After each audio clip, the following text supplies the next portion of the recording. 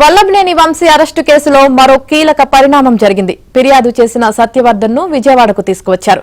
Satyavardhan statement record చేశారు. Vamsi remand రిపోర్టుకు Satyavardhan statement ను జత చేయనున్నారు. అలాగే ఫిర్యాదు విత్డ్రా చేసుకోవడం వెనుక ఎవరున్నారు అనే కోణంలో దర్యాప్తు చేస్తున్నారు.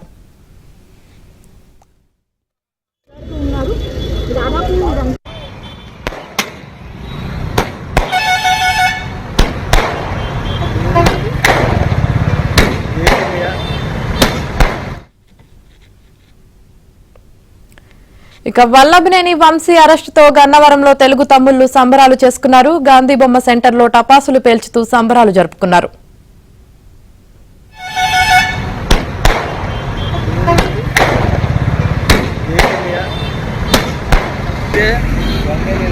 Yeah.